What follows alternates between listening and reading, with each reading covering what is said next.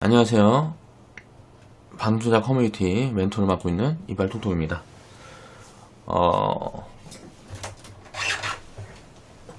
오늘 이제 해볼 이야기는 저번에 제가 영상에서 반도체 이제 한번 다루어 보겠다 이야기를 했었죠. 이거를 제가 작년 2018년 2018년이 아니고 2017년 10월에 이제 삼성전자 사상 최대 실적이 이제 뭐 나오고 했을 때 반도체 꼭지론을 얘기를 했어요. 그리고 그때부터 지금까지 이제 한 마이너스 70% 빠졌었던 거고, 이거는 이제 폭락이 나오지 않았으면 마이너스 한 30-40% 빠지고 말았겠죠. 그리고 우리가 보유했던 종목들은 이제 평균, 저희나 이제 IT는 한 개도 안 갖고 있었습니다. 이제 한 30%에서 우리 거는 이제 마이너스 50% 정도 움직인 다음에 이제 시세가 시작된 종목들이 이제 드문드문 나오고 있고요. 이제 반도체 같은 경우는 쭉 빠지기만 했는데, 제가 저번 달부터 좀 이제 언급을 하기 시작했어요. 이제 스탠스가 바뀌었다. 그래서 그 이유들, 내가 그렇게 생각하는 이유들, 그런 것들을 한번 살펴보겠습니다. 주식시장은 항상 이제 선반영 된다는 걸 알아야 돼요. 이제 왜 그렇게 선반영이 되는지 그 이유를 이해를 해야 되고, 미래에 대한 예측성이라든가 이런 부분들이 미리미리 이제 언론 보도도 되고, 또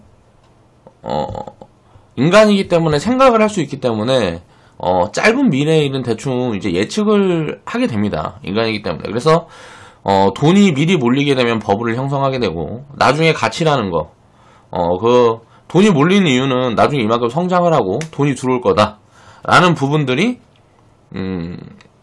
예측이 되니까 돈이 들어가겠죠. 그래서 이제 돈이 강하게 들어가게 되면 실적이 나올 때 오히려 꼭지를 잡는 거예요. 그래서 그런 부분들을 이제 설명을 드리겠습니다. 한번 살펴볼게요. 제가 이제 유튜브 영상에서 제 유튜브 영상에서 삼성전자 이거 쳐보면 삼성전자 이제 뭐 개미 지옥 될 거다, 또 꼭지다, 뭐 이렇게 얘기하는 영상이 있을 거예요. 몇 개 있어요. 그리고 일반 영상에서도 몇 번 이제 계속 이제 강조해서 이야기를 했었는데, 가장 강하게 이야기했을 때가 제가 10월 달이에요. 이때가 이제 3분기 실적인가? 2017년 3분기 실적을 발표했을 때 사상 최대 실적을 계속 떠들면서 이제 마진이 거의 뭐 한 40% 됐단 말이에요. 자, 반도체인데 디램하고 이제 메모리 반도체가 이제 가격이 수율이 올라가면서 이제 올라간 건데, 역사적으로 있은 적이 없었던 거고, 이제 제조업이 마진이 40%라는 거는, 이거는 예를 들어서 치킨 게임이 진행이 된 다음에 싸그리 다 망하고 독점 구조를 가지고 갔기 때문에 이게 가능한 거거든요. 이제 메모리 반도체 기업들을 보면 전 세계적으로 이제 마이크론, 미국의 마이크론 있고요. 미국의 마이크론이라고 있고, 이제 한국의 삼성전자가 1등이고 뭐 SK 하이닉스가 2등이고 그렇단 말이에요. 삼성이 1등.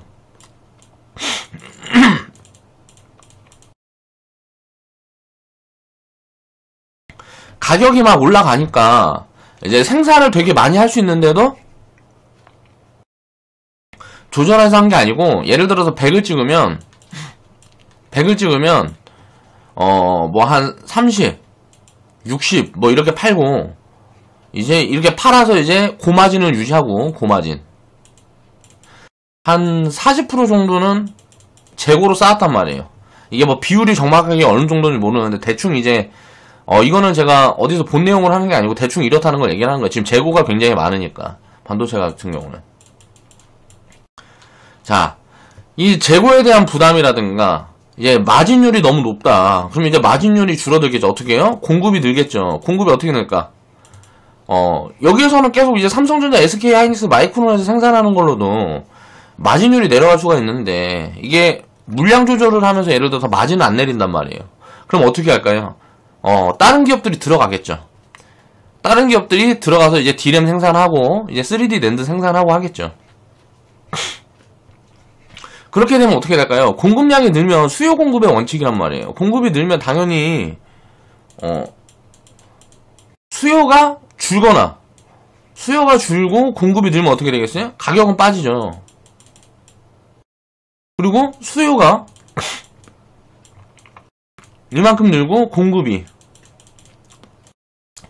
이만큼 늘어버리면 어때요? 이래도 가격이 빠지죠. 가격이 빠지면 어떻게 될까요? 마진이 너무 높았기 때문에 이익 추정치가 완전히 작살이 나버린단 말이에요. 그러니까 삼성전자 같은 경우도 뭐 13조 이렇게 벌었다가 이번에 어닝 쇼크 발표한 지가 뭐 7조인가 뭐 8조인가 뭐 나왔죠. 그러니까 전망치는 11조인가 그랬는데 이게 뭐 이제 어닝 쇼크가 나왔죠. 반도체가. 자, 이게 그럼 어디까지 진행이 될 거고 앞으로 어떻게 될 건지 그 이야기를 지금부터 해볼 겁니다. 그러니까 쉽게 얘기를 하면 중국에서 이제 반도체 울기 뭐 이야기 많이 했단 말이에요. 반도체 울기.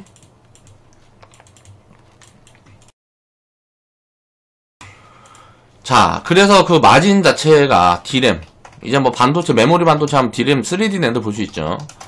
자, 이거에서 이제 보면 중국의 반도체 울기. 자, 미국이랑 지금 이제 뭐 맞짱 떠서 싸우기 전에는 어때요? 여기에 대해서 올해 2019년도에 D램 내놓겠다 그랬어요. 그리고 낸드도 내놓겠다. 중국의 이제 대형 기업들이 뭐 화웨이나 뭐 이런저런 기업들이 이제 뭐 이 반도체 요거 설비 늘려갖고 투자하겠다. 그래서 판매 시작하겠다. 당연히 한국 제품보다 이제 질은 떨어지겠지만 이런 것들이 많이 늘어나면 어떻게 돼요? 우리가 꾸준히 봐왔던 것들을 이해를 해야 됩니다. 이제 뭐 LCD 그리고 조선. 자, 단가로 밀어갖고 질이 떨어져도 이런 것들이 이제 시장을 다 잡아먹었죠. LCD하고 조선. 그리고 또 다른 것들이 뭐가 있을까? 시장을 잡아먹었던 게 뭐 여러 가지가 있단 말이야. 핸드폰, 휴대폰.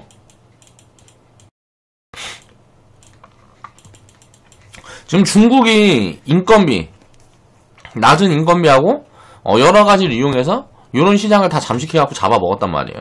이게 어디로 왔을까요? 처음에 이제 일본에서, 예? 일본에서 한국.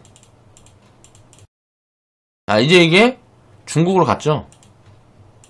자, 한국은 지금 보면은 이거 막 되게 욕하고 하고 있는데 생각을 해봐야 됩니다. 우리도 일본에서 다 베껴갖고 이렇게 성장을 한 거예요. 원래 이제 신기술이 나오면 그게 나중에 되면 다 다른 데서 당연히 베껴갖고 어떻게 돼요? 그 벤치마킹 해가지고 만들어내서 생활 수준이 더 낮은 곳은 인건비가 싸니까 당연히 가져갈 수밖에 없는 거예요. 그래서 항상 신기술이 발전을 하는 거고 신기술을 발전하지 못하면 어떻게 돼요? 더 이상 성장하지 못하니까. 그러니까 구산업 같은 경우는 당연히 인건비가 싸고 이런 나라로 넘어갈 수밖에 없는 거예요. 이제 중국에서 어디로 가겠어? 뭐 베트남, 뭐 필리핀 이런 데로 가겠지.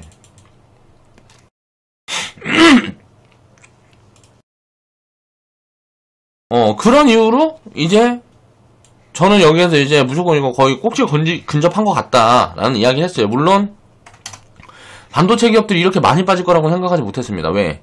나는 10월달에 폭락이 있을게 폭락이 없을 거라고 생각했던 사람이니까요. 그리고 그때보다 계속 좋을 거다라는 얘기만 반복을 하고 있어요. 왜?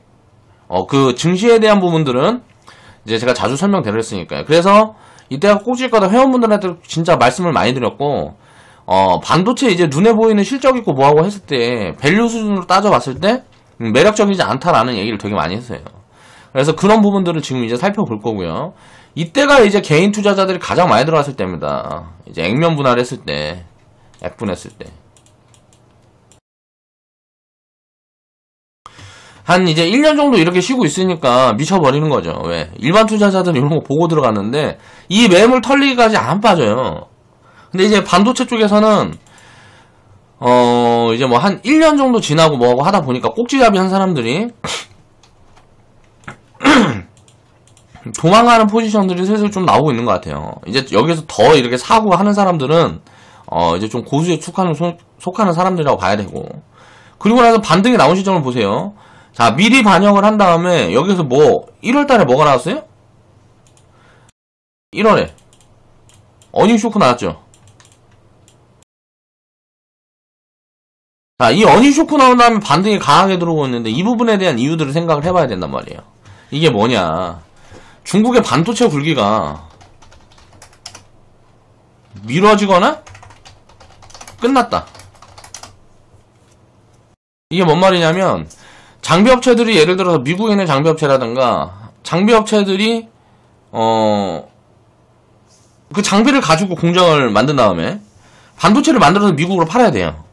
미국 같은 경우는 한국, 대만, 미국 같은 데서 장비를 받아갖고 이제 뭐 3D 낸드든 뭐라 그래야 돼, 뭐든 그 뭐야 디램이든 만들어갖고 다시 이제 미국으로 팔아야 된단 말이에요. 미국이 전 세계에서 가장 이제 소비를 많이 하는 국가니까 거의 뭐 반도체 같은 경우도 이제 가상화폐 뭐 하면서 이제 그쪽 수요도 이제 크게 증가를 했었지만 가상화폐 붐이 불고 뭐하고 하면서, 근데 이제부터는 뭐냐면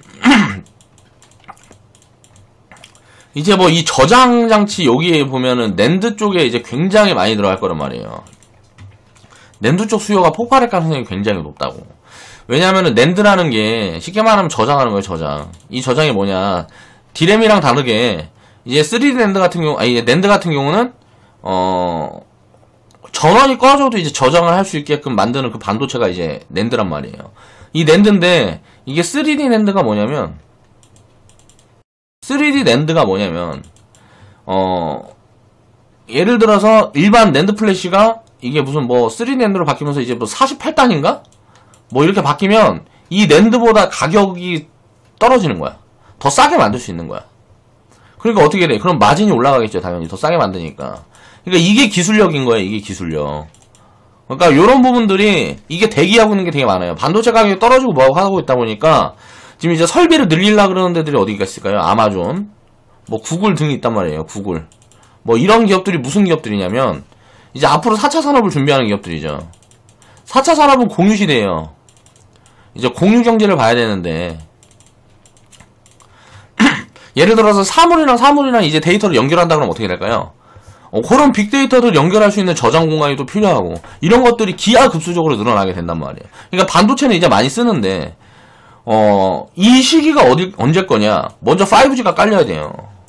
5G가 깔리고 이제 이쪽 산업들이 되게 크게 발전할 거란 말이에요. 뭐 사물 인터넷이라든가 자율주행. 그러니까 이쪽에 엄청나게 많이 들어간다는 거죠. 디스플레이. 뭐 이런 것들이 엄청나게 들어가는 거예요, 이제. 그래서 이게 앞으로는 요거를 봐야 된다. 왜? 이제는 싸졌으니까. 내가 사실 이 영상을 반도체에 대한 이제 제가 얘기한 영상들을 올릴까 말까 고민을 많이 했어요. 그러니까 여기에 대한 판단은 이제 스스로 하는 거고, 제 영상은 그냥 투자 판단에는 참고도 하지 마세요. 무슨 얘기 들어먹는 거 이제 좀 불편해요. 귀찮고. 우리 회원분들이랑 우리끼리만 이제 알아서 하면 되니까 이제 참고만 하고 투자에는 절대 활용을 하지 마세요. 자, 말씀드렸습니다. 이거 사라, 뭐 팔아라 이런 얘기 절대 안 합니다. 활용을 하지 말라고. 그래서 이때 내가 액면 분할했을 때, 삼성전자 액면 분할 됐을 때 제가 이야기했던 부분들이 이제 뭐 개미족 될 거다 그랬죠. 이거는 이제 중국에서 반도체 불기가 진행이 됐을 때 이제 스탠스였어요. 근데 그런 부분들이 이제 해소됐기 때문에 개미족은 안 될 것 같아요. 그냥 조금 손해보는 개인 투자자들이 많이 나온 거지. 그러니까 이거 결국은 꼭지잡이 한 거예요. 이제 언론에서 가장 좋은 이야기 하다가 1년 지나니까 어때요? 가장 나쁜 얘기 하고 있잖아요, 지금 반도체. 원래 언론이 이래요. 언론이 좋은 이야기 하면 뭐라고? 언론이 좋은 이야기 한다. 그럼 팔아야 돼. 그리고 언론이 죽는다 해요. 죽는다 해. 그럼 어때요? 사야 되는데 여기에서 이제 내가 반대로 생각할 수 있는 이 역발상 투자를 할 수 있는 근거가 있어야 되죠. 예를 들어 역발상 투자를 하려면 근거가 있어야 된단 말이에요. 그래서 공부를 해야 돼요. 근거. 무슨 근거가 있을까? 그래서 내가 이 부분에 대해서 이제 짚어보려고 오늘 영상을 이제 준비를 하는 겁니다. 오늘 영상을 준비를 한 거예요. 그러니까 사상 최대 실적이 나왔는데 이 전부터 계속 사상 최대 실적이 나왔어요. 자, 꼭지가 여기서 잡힐지 모르니까 이런 구간에서 진입을 안 한단 말이에요. 저 같은 경우는. 그러다가 이제 그러니까 공급이 늘어날 수 있는 그런 부분들까지 보였기 때문에 굉장히 많이 빠질 거다라고 얘기를 했던 거고, 이제 삼성전자 같은 경우는 덜 빠진 거죠. 이거는 이제 지수 추종형이라 좀 이제 그걸 많이 받은 거 중소형주들이 많이 빠졌죠. 중소형주들이 지금 거의 한 마이너스 70%씩 뭐 50%에서 70%씩 빠진 종목들이 대부분인데 막 마이너스 70%씩 빠진 종목들은 분석을 해볼 필요가 있어요. 그래갖고 제 생각에는 이제 2년 후나 뭐 이렇게 하고 투자를 이어가면 뭐 1, 200%는 가볍게 나와주지 않을까라고 생각을 하고 있습니다. 개인적으로. 나중에 그렇게 되는지 안 되는지 보자고요. 자, 그래서 테슬라는 종목은 제가 영상에서도 몇 번 이제 언급을 드렸었던 종목인데 제가 진짜 사고 싶다 그랬을 때가 여기 시총 5천억 정도 있을 때가 진짜 사고 싶다고 이야기했을 때예요. 왜 그런 이야기를 했고 뭐하고 했는지 지금부터 이제 살펴보겠습니다. 자, 지금 보면 시총이 이제 2천억이에요. 이때 당시에 25,000원 주가 했을 때가 시총이 5천억대예요. 자, 17년도에 우리가 시작을 하고 17년도에 보니까 적정 가치인 거예요. 밸류가 매력이 없어요. 자, PER 10배죠. 자, PER이 10배였고 PBR은 그럼 몇 배였을까요? 이때 보면은 PBR이 한 3배에서 한 4배 됐겠네요. PBR. 그러니까 자산 가치로도 비싸고 지금 현재 가치로 봤어도 비싸고 자, 성장 가치로 봤을 때는 적정 가치인 거야. 우리나라 평균이 이제 9배에서 10배니까. 그래서 이제 별로 매력이 없다고 생각을 한 거죠. 이제 여기서 올라가봐야 이거 뭐 얼마 없으니까. 그래서 2선 밑으로 내려오면 저 사겠다는 이야기를 했었거든요. 지금은 이제 반도체 이게 뭐 안 좋아지고 하면서 주가가 많이 내려왔는데 자, 지금 한 시총 한 3천억 정도는 봐줘야 되지 않을까 싶어요. 제가 판단했을 때는 현재 가치가 이제 시총 한 3천억 정도는 봐줘야 되지 않을까 싶은데 시총 이제 3천억 정도 자리가 어디냐 보면은 이제 시총 3천억 정도 자리가 이제 한 15,000원입니다. 자, 15,000원보다 지금 많이 빠져있기 때문에 저는 되게 매력적이라고 보여요. 그러니까 15,000원 정도면 사가지고 이제 미래에 이제 한번 몇 년 끌고 가면 되게 좋을 수 있겠다는 생각을 할 수 있는데 그 자리보다 더 빠져있어서 되게 좋아 보인다는 거죠. 근데 이제 너무 많이 올라왔어요. 이게 한 12,000 얼마까지 지금 올라왔단 말이에요. 이 영상 찍을 때만 해도 만원대였어갖고 보다가 못 샀습니다. 우리는 이제 반도체 종목들도 이제 슬슬 채우고 있는데 보다가 이제 못 샀어요. 좀 뭐라 그래야 되지? 요것보다 더 매력적인 반도체 종목들이 보여서 그런 것들 이제 추적하다 못 샀는데 보면 어때요? 자, 이익단이 18년, 19년, 20년 가이던스를 보면 자, 400억 있는 데서 이제 뭐 멈춰 있겠다 뭐 이런 이야기들이 많죠. 이때는 이제 이렇게 바닥에서 이렇게 왔다 갔다 할 가능성도 있습니다. 아니면 이렇게 들었다가 이렇게 놀 가능성도 있고요. 이 순익, 영업이익이 증가하는 포지션이 다시 만들어져야 돼요. 이게 언제일 거냐. 어닝 서프라이즈 나오면서 나갈 수도 있고요. 왜?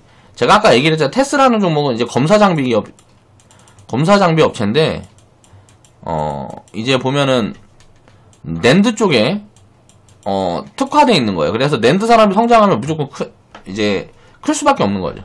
근데 이전에 제가 이제 삼성전자 이야기 하면서, 낸드 수요가 급증할 수 있는 이유에 대한 것들은 말씀을 드렸죠. 그리고 나서, 이제 뭐 패널이나, 디스플레이 보면 이제 패널, 잠깐만, 뭐라 그래야 돼?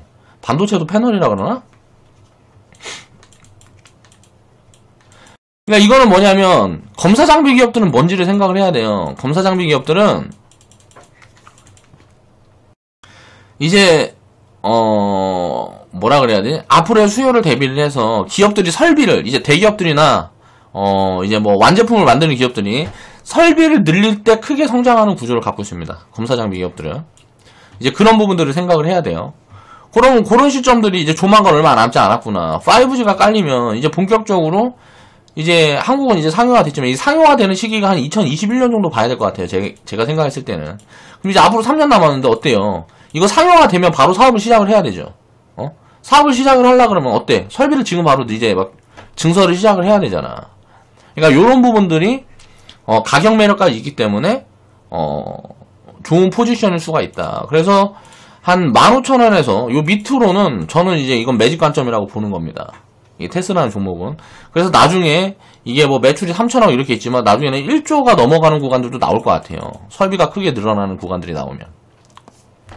그렇게 될지 안 될지는 몰라요. 미래이기 때문에 모르고 내가 지금 이렇게 전망을 하는 이유들에 대한 거는 그러니까 이 주식 사서 망할 수도 있습니다. 이 영상 보는 분들은 자기가 망하는 게 뭐냐면 손실 보고 나가면 다 망하는 거예요. 그러니까 스스로 자신이 있어야 돼요. 종목에 대한 이제 분석에 대한 그런 게 없는 사람들은 어때요? 이제 뭐 전문가라든가 이제 멘토를 찾아야죠. 스스로 확신이 없으면 스스로 분석해서 이런 내용들을 알고 확신이 없으면 투자를 오래 끌고 갈 수가 없어요. 그러니까 그런 부분들은 방법이 없어요. 공부를 하는 거예요. 그래서 우리 회원분들한테도 그런 공부를 이제 계속 시켜드리는 거고. 그러니까 종목에 대한 이야기를 하지 않으면 제가 요런 내용들을 풀어갈 수 없다고 생각을 했기 때문에 그래서 종목 언급을 안 하려고 그랬지만 이런 내용들을 이제 풀어가기 위해서 종목을 몇 개 갖고 나와서 그거 가지고 이제 살펴보는 겁니다. 그러니까 주가라는 거는 가치에 연동한다는 걸 이해를 해야 됩니다. 가치에 연동. 자, 테슬라는 종목이 먼저 이제 딱 치고 올라간 구간들을 보면 2012년, 13년도인데 여기서 아마 적자에서 흑자 전환이 시작이 됐을 거예요. 그리고 2015년도 보면 자, 순이익 125억. 자, 순이익이 줄었죠. 그렇게 하면서 이제 늘어나는 포지션이 2016년도에 나왔을 거란 말이에요. 자, 이익이 120억 벌던 게 갑자기 뭐 300억씩 벌어버려요. 자, 영업이익도 막 200%, 300% 막 증가를 하죠. 이거 뭔가 있잖아. 냄새가 나잖아요. 자, 매출도 1000억에서 1700억으로 증가를 하고, 요런 구간이 어딜까? 2016년도. 자, 미리 반영이 돼서, 바닥에서는 거의 한 400% 올라온 구간이란 말이에요. 언제 살 수 있었을까요? 이렇게 올라가는 구간에 사는 거 아니라 그랬죠. 언제 살 수 있었을까? 자, 2015년도에. 이때가 언제예요? 자, 브렉시트 있을 때. 자, 이 구간에서 지금 얼마나 올라갔는지 생각을 해보세요. 자, 6,000원 구간에서 이제 고점까지 거의 한 800% 갔네요. 요 바닥에서는 2,800원에서는 거의 한 1,600% 왔죠. 주가라는 거는 이제 실적이 입혀주고 성장을 하게 되면 이런 식으로 주가는 움직이는 거예요. 왜? 저평가되어 있는 데서 고평가되어 있는 데까지 다이렉트로 쏘니까. 시기가 얼마나 걸렸어요? 자, 2013년도에서 2017년도까지. 자, 5년 동안 자, 1600%. 그럼 이거를 다 먹을 수 있나? 아니죠. 제가 뭐라 그랬어요? 적정 가치가 이제 25,000원 구간 위에서는 버블이라고 그랬죠. 여기서부터는 어때요? 분할 매도 하는 거지. 분할 매도.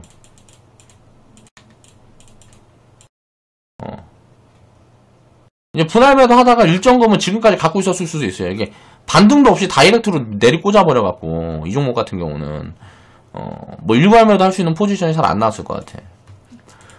그리고 나서 이제 고점에서 무역 분쟁이 있었죠. 무역 분쟁이 있은 다음에, 자, 여기에서 이제 마이너스 70%가 빠졌단 말이에요. 자, 미래 전망 그대로 살아있어요. 근데 더 좋아졌어. 무역 분쟁으로 더 좋아졌단 말이에요. 전망이. 왜? 중국의 반도체 굴기.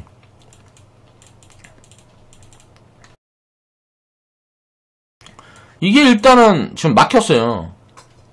당장은. 물론 이게 이제 나중에 진행을 하겠지만 그렇게 되면 어떻게 해야 돼요? 이제 반도체 호황이 더 길게 갈 수 있겠구나라고 생각을 할 수 있다는 거예요. 자, 그래서 적정가치보다 항상 비싼 구간에 있어서 쳐다보기만 했었는데 적정가치 밑에 내려왔을 때는 자, 내가 생각하는 적정가치가 이게 사람마다 다 다르니까 가치라는 거는 기업의 가치라는 건 2만원이라고 생각하는 사람도 있고 15,000원이라고 생각하는 사람도 있고 뭐 8,000원이라고 생각하는 사람도 있겠죠. 내 기준에는 15,000원 밑에서 싸요. 이 기업은. 그리고 예를 들어서 15,000원 밑에서 사서 12,000원 밑에서 산다 그러면 한 25,000원쯤 오면 100% 나오잖아요. 그럼 이때가 현재 이제 뭐 적정가치라 그러면 또 이거 절반 팔아서 싼 종목을 추적해서 담아갈 수 있겠죠. 저는 이제 그래서 상승 탄력이 100% 미만일 거다라고 생각하는 종목들은 사실 잘 편입을 하지 않습니다. 움직일 때. 내 기준은 그래요. 그렇게 해서 오래 끌고 가는 거예요. 자, 그래서 이 낸드라는 산업에 대한 이해를 하고 네이버에 그냥 3D 낸드만 쳐봐도 다 나옵니다. 그렇게 해서 스스로 공부를 해보시고 이런 부분들이 어떻게 성장을 할 수 있는 성장 모멘텀 이런 것들을 공부를 해야죠. 그게 될 거다 안 될 거다 상상력을 발휘해서 자 생각을 해보고 야 이게 좋아 보인다. 그럼 이제 반도체는 봐야 될 때가 왔다는 거예요. 여러가지 반도체도 이제 소재 기업이 있고 뭐 여러가지 기업들이 있죠. 그런 기업들을 차곡차곡 추적해 가면서 반도체를 담을 때도 하나만 담는 게 아니죠. 반도체를 좋다고 보이면 내가 반도체가 좋아. 이제 앞으로 좋을 것 같아. 그럼 예를 들어 내가 종목 운영을 100종목을 한다. 비중을 얼마나 실을지를 고민을 하는 거예요. 100종목을 운영을 한다 그러면 반도체 쪽에 비중을 얼마나 실을지를 고민을 하는 거야. 이제 20% 정도 실어야 되겠다. 20% 정도 실어야 되겠다 그러면 종목을 20개를 사는 거예요. 이렇게 좋아 보이는 기업들을 20개를 추적해서 사는 거예요. 그러면 이 20개 종목들 중에 어때요? 다 올라가는 포지션이 다 다르겠죠. 자, 수익률의 절대폭도 다 다르고 수익률도 다 다르단 말이에요. 어떤 놈이 가장 많이 올라가지 가장 적게 올라갈지 몰라요. 그래서 뭐라고? 항상 평균을 먹는 거다. 자, 이 평균을 취하면 돼요. 반도체 업황이 내가 생각하는 것처럼 좋아지면 이 평균만 취하면 득이 되는 거라고. 한 종목이 몰빵해서 뒤졌다는 얘기는 할 필요가 없어. 이 테슬라라는 기업도 미래 전망이 그렇게 좋아 보여도 어때요? 분식회계. 그러니까 쉽게 말하면 CEO가 회사 돈 갖고 만약에 날랐어. 이제 상장 기업인데 회사 돈이 뭐 한 3천억 있는데 뭐 한 500억, 600억 갖고 어떻게 뒤로 빼돌려 갖고 했는데 그게 걸렸어. 그럼 어떻게 될까요? 이 회사는 신뢰 바닥나고 막 거래처 다 끊기고 하겠죠. CEO가 문제 있으면 기업이 망하는 거거든. 그러니까 이 CEO 리스크는 어떻게 알 수가 없어요. 이게 가장 심각한 거예요. 그렇기 때문에 절대 어떤 기업에도 몰빵 투자를 하는 건 아닙니다. 왜? 인간을 믿을 수가 없기 때문에. 인간을 믿을 수가 없기 때문에 그래도 세상에는 악한 인간보단 선한 인간이 더 많기 때문에 저는 세상이 굴러가는 거라고 생각을 하거든요. 그래서 확률적으로 이 산업이라는 것들은 이제 보면은 반도체는 이제 우리가 생각을 할 때 엮어봐야 될 시점이 뭐냐면 그동안에 제가 반도체가 4차 산업, 자, 여기에서 반도체는 클 수밖에 없어요. 시스템 반도체, 메모리 반도체 마찬가지예요. 반도체는 많이 들어갈 수밖에 없습니다. 4차 산업에. 근데 뭐 2017년도나 뭐 요럴 때 2018년도에도 한 번도 언급을 안 하는 이유가 뭐냐면 안 좋다 안 좋다는 이야기를 했던 경우들이 뭐냐면 이게 다 반영이 돼 있어서 오버밸류가 다 돼 있었단 말이에요. 버블이 껴 있었다고. 그러니까 무너질 때까지 기다려야지. 이제 무너지니까 얘기하잖아요, 제가. 얼마나 걸렸어요? 불과 2년밖에 안 걸렸어요, 2년. 내가 계속 안 좋다고 생각했던 거에서 2년 후내니까 지금 좋은 포지션이 오는 거야. 얼마나 좋은 포지션이 왔어. 난 마이너스 50%만 빠져도 살라 그랬는데 마이너스 70%씩 빠졌어. 그쯤에서. 땡큐지. 자, 이게 리스크가 없었으면 이런 좋은 기회가 안 왔을 거죠. 자, 그 다음에 이제 유니테스트라는 종목을 보겠습니다. 이 기업에 대한 거는 제가 테스라는 종목을 이제 좀 자세히 설명을 드렸으니까 이 유니테스트라는 종목은 스스로 이제 공부를 해보세요. 하기 싫은 분들은 하지 마시고요. 우리는 이제 플러스 한 16% 정도 수익 중입니다. 이 종목 16% 정도 수익 중인데 지금 보면 이제 이 밑에 있던 자리가 시총이 2천억 단위예요. 지금 이제 시총이 2천억이죠. 자, 2015년도에 보면 이제 테스라는 종목이 더 매력적이었죠. 2015년도에 보면 자, 시총이 2천억인데 마진이 여기서 확 줄어버렸단 말이에요. 16년도에. 그쵸? 매출이 줄고 순이익, 영업이익이 줄어버렸어. 그쵸? 그러니까 2015년도, 16년도에는 못 간 거야. 그러니까 적정 가치가 얼마냐를 봤을 때, 자, 자본 가치를 봐도 700억, 600억 밖에 아니잖아요. 그러니까 이건 뭔 말이에요? PBR이. 자, 2천억인데 700억이면 어때? PBR이 3배라는 소리 아니야. PBR이 3배 있는데, 주가가 이제, 밸류가 10배도 안 돼. PER 10배, 뭐, 10배도 안 돼. 이때가 이제 10배 좀 넘었을 때고, 이제 9배 뭐 이렇게 됐을 때고, 요때가 보면 어때요? PR이 뭐 20배 이렇게 될 때란 말이에요. 그러니까 이제 매력이 없었지, 이때는. 2015년도에는 저는 2015년이었으면 이 종목을 안 샀을 거예요. 그쵸? 이런 것들을 봐야 된다고. 이때가 브렉시트 리스크 있을 텐데. 근데 이 종목은 이제 매력적인 구간이 어디였냐면, 여기 2013년, 14년도에 보면, 자, 2013년도 적자에서, 자, 흑자로 전환이 되죠. 흑자로 전환이 되는데, 이제 부채가 좀 있어서 부담이 돼요. 잘못했구나. 자, 부채 부담도 그렇게 크지 않고요.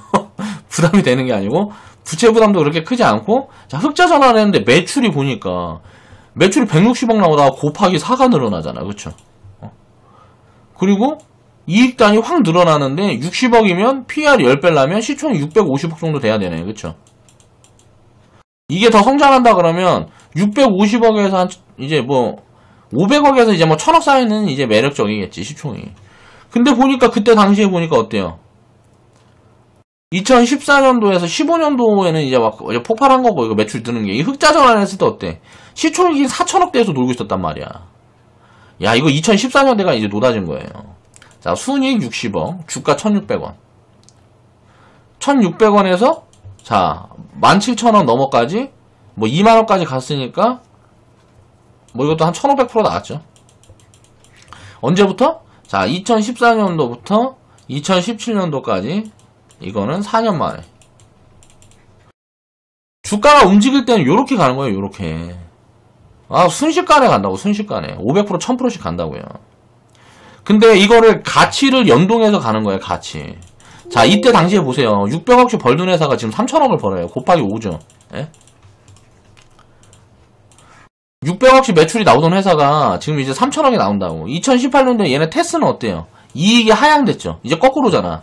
15년도, 16년도에는 테스는 이익이 상향되고 얘네는 하향이 됐었단 말이야.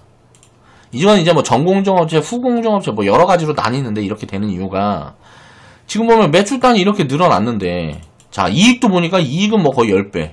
자, 10배 늘어났잖아요. 영업이익하고 당기순이익 보니까. 그럼 이때 당시에 주가가 시총이 400억이었어. 그럼 4천억 봐도 되잖아. 자, 근데 시총이 2천억까지 내려와 있네? 그쵸?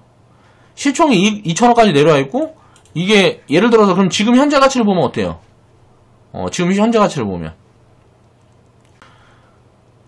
이때도 650억이면 싸다 그랬는데 4천억이잖아. 400억이었잖아. 지금은 그러면은 얼마가 싼 걸까? 이런 것들을 봤을 때. 자, 18년도에 640억. 자, 이거 순이익은 좀 오버해서 많이 나온 걸 수도 있습니다. 자, 영업이익이 증가하는 것보다 순이익이 훨씬 많이 들었죠.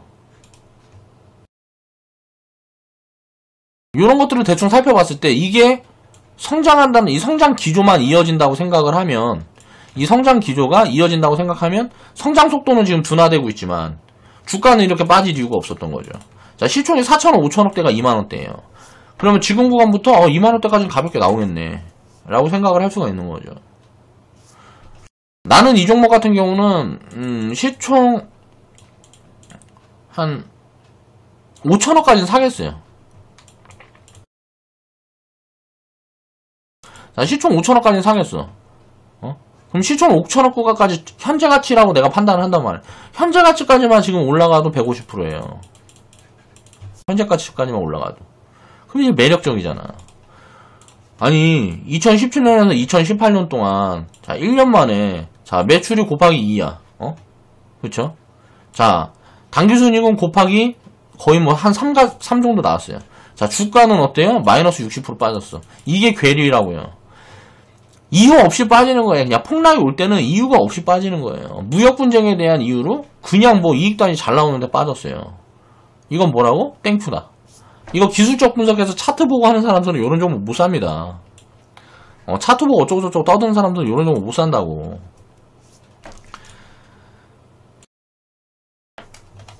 자, 그래서 지금 반도체에 대한 부분들은 이제는 봐야 되는데 이 이유가 뭐냐면 자, 이제 미국에서 우리한테 선물을 줬어요. 미국 선물을 받았단 말이에요, 우리가. 자, 중국의 반도체 굴기.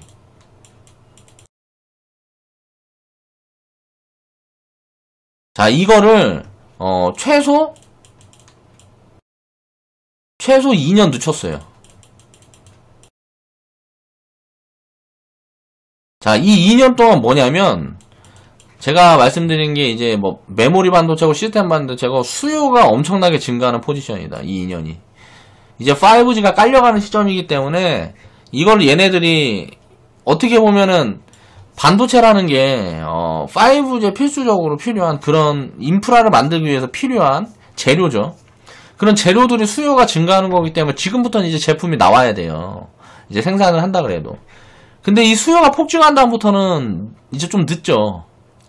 요게 물론 장기적으로 진행이 되겠지만 그래서 요런 것도 중국이 메모리 반도체 쪽으로 진출을 영원히 못할 수도 있겠다는 생각이 들어요.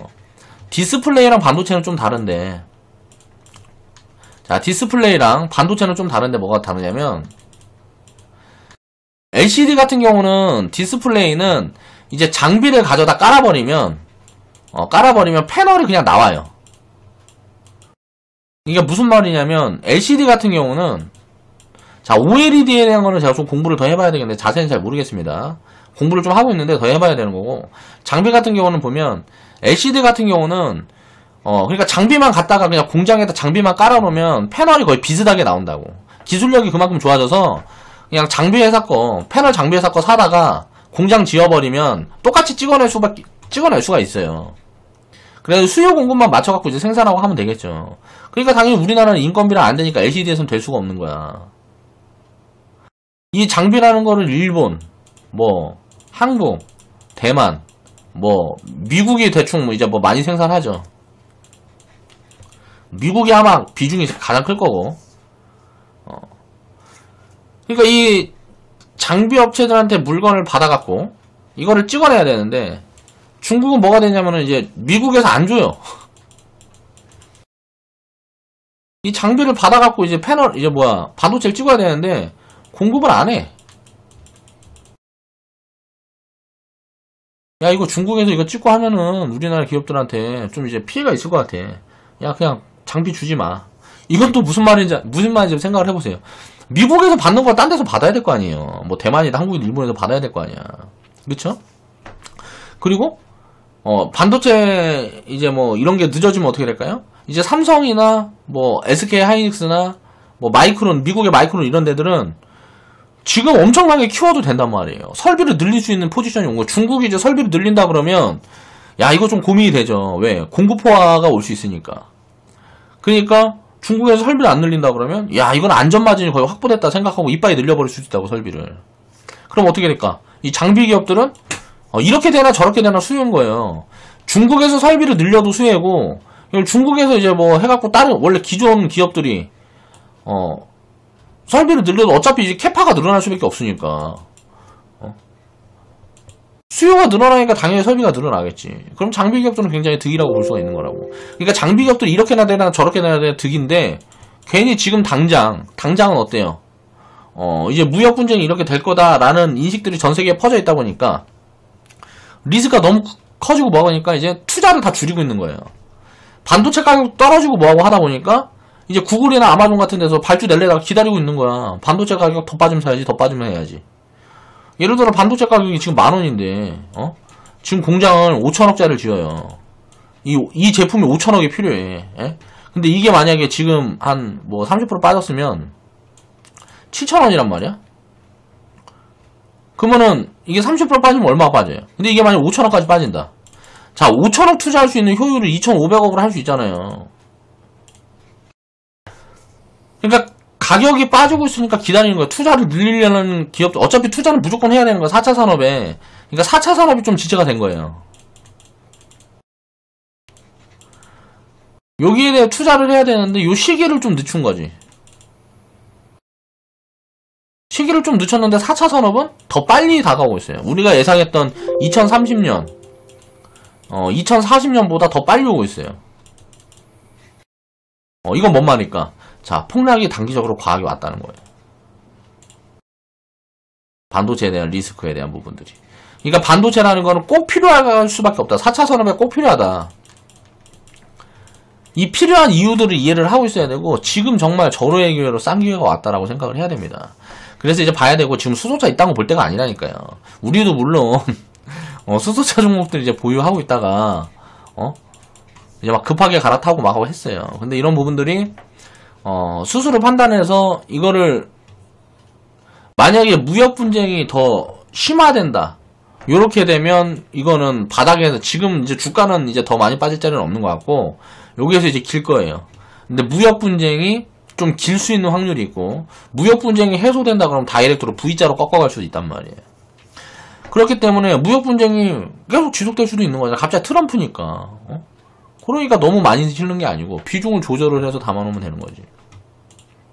이제 섞어갈 때가 됐다는 거예요. 내 포트폴리오에 반도체를 이제 섞어갈 때가 됐고 거기에 대한 판단은 이제 스스로 해라. 그리고 공부를 열심히 하자.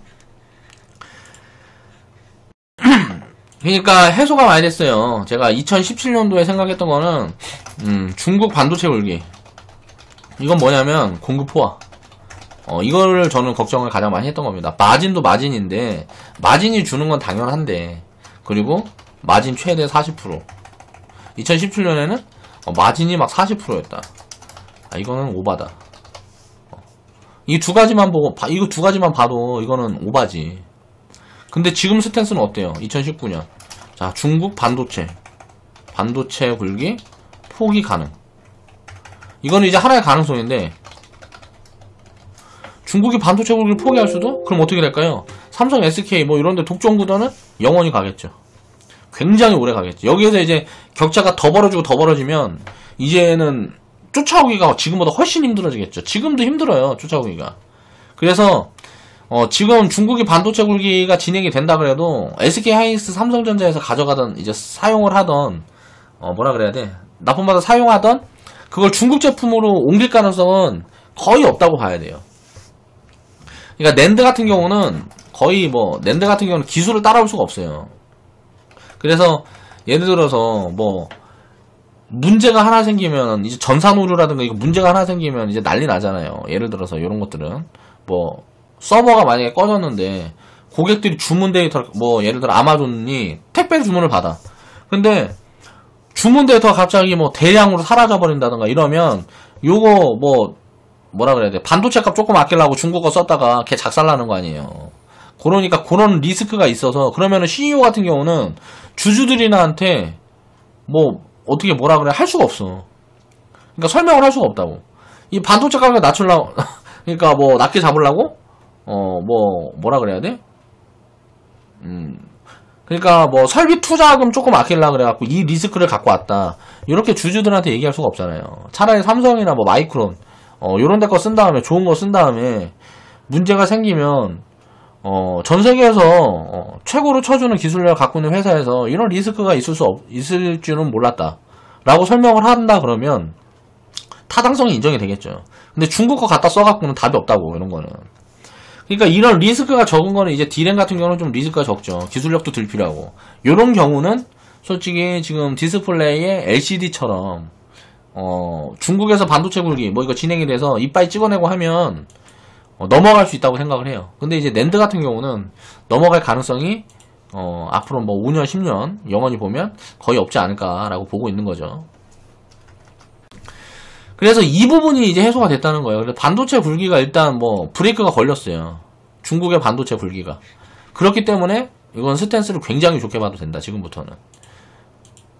제 판단은 그렇다는 거죠. 이 판단이 틀리면 어떻게 될까요? 뭐 반도체 기업들을 전부 다 깡통 차겠죠.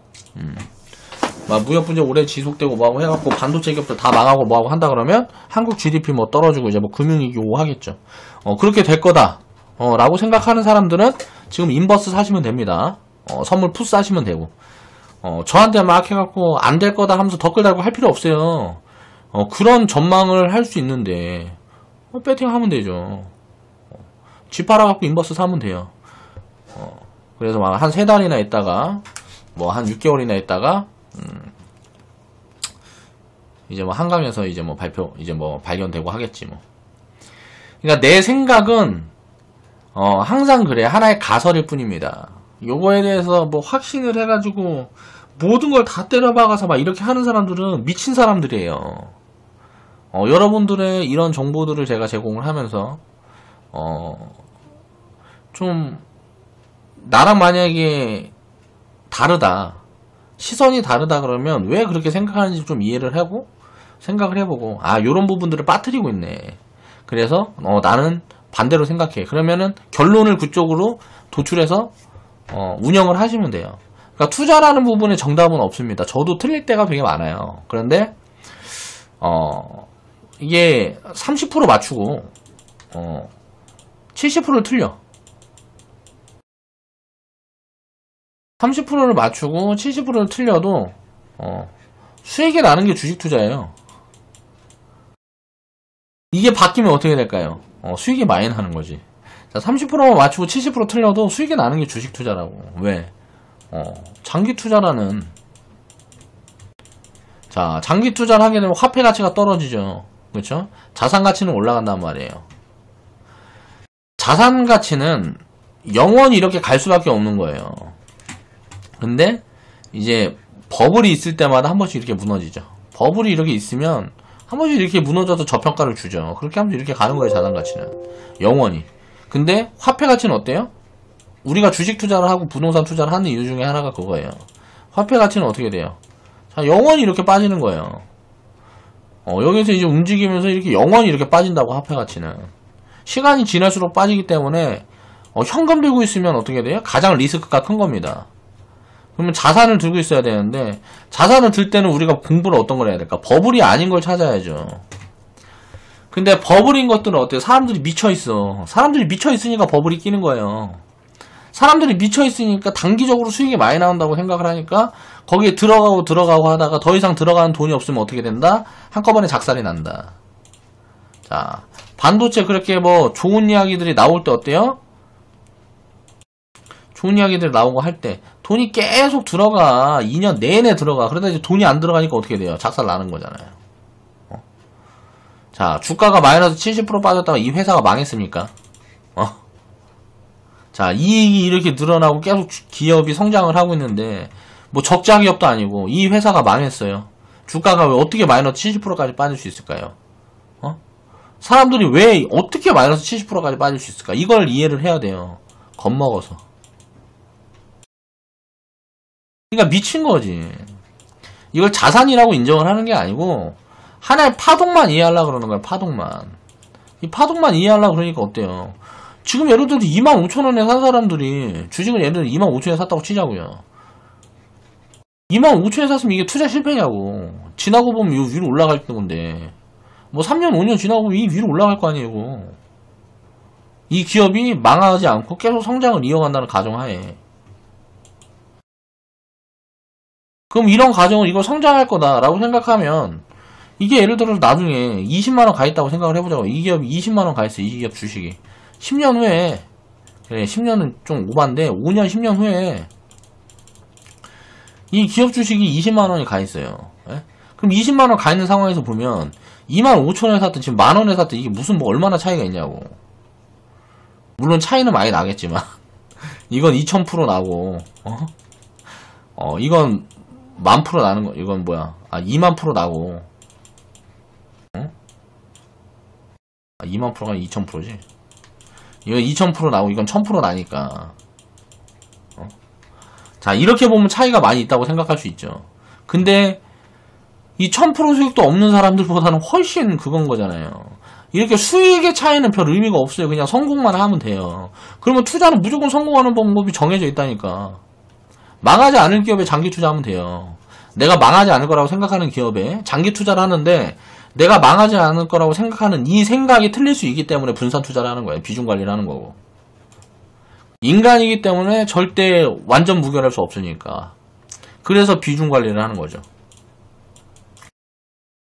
영상마다 이 비중 관리에 대한 부분들을 계속 얘기합니다. 왜 그럴까요? 이게 가장 중요하다고 저는 생각을 하기 때문이에요. 이거는 뭐예요? 욕심을 다스리는 것도 있어요. 자, 우리가 몰빵을 하고 종목을 압축하고 하는 이유들은 뭐예요? 수익을 크게 보고 싶어서죠. 근데 그만큼 리스크도 커지는 거예요. 그 손실은 예를 들어서 내가 500% 수익을 볼 거다. 예를 들어서 50% 수익을 볼 거다. 그래서 압축을 했어. 50% 손실도 감당을 할 수 있어야 돼요. 50% 수익을 내가 생각을 하는데 50% 손실을 감당을 못한다는 건 말이 안 돼요. 자, 우리가 500% 1000% 수익을 볼 거다. 근데 1000% 손실이 불가능해. 그쵸? 100% 손실 보면 어때요? 돈이 없어지는 거니까. 그 이상은 예를 들어 100% 손실 이상을 볼 수가 없잖아요. 이 원리를 깨달아야 된다니까. 우리가 보유를 하고 있어요. 자, 우리 회원분들도 100%, 뭐 200%, 500% 이렇게 수익 내는 거 이제 계속 경험을 할 거고 계속 반복해서 계속 반복이 될 거란 말이에요. 이거를 지금 시간이 얼마 안 돼서 그런 종목들을 그렇게 수익 내는 종목들이 많이 없는 거예요. 앞으로 시간이 지나갈수록 그렇게 수익 내는 종목들이 굉장히 많아진다고. 자, 500%에서 1000% 수익 내는 종목. 자, 이 평균에서 한 700% 봅시다. 700% 종목이 5% 있어요. 전체 자산에. 자, 100% 손실 본 종목. 자, 10% 이상 날 수 있나요, 이게? 내가 10종목 샀는데, 한 종목이 무조건 상장 폐지되고 이렇게 될 수 있나? 뭐 2년, 3년 안에? 거의 불가능하단 말이에요. 근데 이거를 맘 놓고 잡아줘봐야, 예? 요거 한 종목이면 끝나는 거예요. 요거 두 종목이면 끝난다요. 700%씩 수익 본 거 두 종목이면 이거 플러스라고. 이게 뭐예요? 평균이잖아요. 이 평균을 취하기 위해서 우리는 비중 관리를 하는 거죠. 반도체도 아무리 좋게 생각해도 그렇게 비중 관리가 돼 있어야 된다는 거예요. 반도체에만 다 들어가시면 죽는 거예요, 이건. 수익을 보더라도 뭔 말이냐면 여기서 큰 수익을 봐도 언젠간 죽어요. 내가 예측이 틀리고 전망이 틀리고 갑자기 미칠 수도 있고 잠깐. 나중에 생각해보니까 정말 바보 같은 생각이었다 하는 생각들을 지금 하고 있을 수도 있단 말이에요. 인간이기 때문에. 지금 수익을 500% 봐도 1000% 봐도 나중에 한 방에 죽을 수 있어요. 왜? 100%만 손해보면 끝나는 거예요, 그냥. 지금 500% 1000% 수익을 냈는데 100% 한번 손실 딱 찍혀버리면 끝나는 거라고. 아웃이라고. 내 돈은 없어져 버려요. 이게 어떻게 돼? 자, 1억이 10억이 됐어요. 10억 됐다가 10억 박았는데 하나에 상장 폐지되면 끝나버리잖아. 요런 투자를 왜 하냐고. 이건 투자가 아니고 투기라고. 그래서 손절이 필요한 거 아니냐? 그래서 손절이 필요한 거 아니냐? 저는 손절이라는 거는 더 좋은 종목을 보였을 때 그 종목으로 교체하는 거 말고는 손절은 하면 안 된다고 생각해요. 사실 더 좋은 종목으로 교체할 때는 해야겠죠. 왜? 잘라야 되니까. 내가 지금 현금이 없으면. 그쵸? 손실 중인데 더 좋아 보이는 종목이 보이면 교체를 해야지. 근데 뭐 예를 들어 마이너스 3% 5% 정해놓고 이 구간 내려가면 이제 손절해야지 하고 손절하는 건 손절이 아니에요. 그냥 미친 거예요. 단기 파동을 예측한다고 생각하는 거잖아, 자기가. 그러면 내가 손절 딱 찍고 100% 200% 날아가면 어떻게 할 건데? 한단 말에. 내 예측이 정확하게 맞아 들어갔는데 그 단기간에 손실이 무서워갖고 도망간 거잖아요. 그렇게 하면은 절대 성공을 할 수가 없습니다. 주식 투자를 해서. 오늘도 또 이제 사설이 되게 많이 들어왔는데 저도 언젠가는 이게 방송을 하고 하다 보면 깔끔하게 좀 진행을 하고 딱딱 전달해 드리려는 내용들만 딱 정리해서 말씀을 드리고 요런 구간이 언젠가 왔으면 좋겠어요. 저는 이제 전문 방송가가 이제 방송을 전문으로 하는 사람이 아니기 때문에 그런 부분이 되지 않습니다. 잘. 그래서 제 영상을 볼 때는 항상 쓰잘데없는 얘기가 90%다. 그래서 그 90%를 스스로 해석해서 받아들여야 돼요. 뻘소리를 그러니까 거의 90%고 진짜는 한 10%밖에 안 담겨 있다는 거죠. 개선하려고 노력을 해야 되겠지만 지금은 제가 노력을 하고 있어요. 근데 여력이 없어요. 최선을 다하고 있습니다. 나한테 하루에 주어진 시간은 24시간밖에 안 되기 때문에 그 시간을 최대한 잘 쓰려고 노력을 하고 있습니다. 앞으로 점점 나아지겠죠. 뭐. 자, 오늘 영상은 이만 마무리 하겠습니다.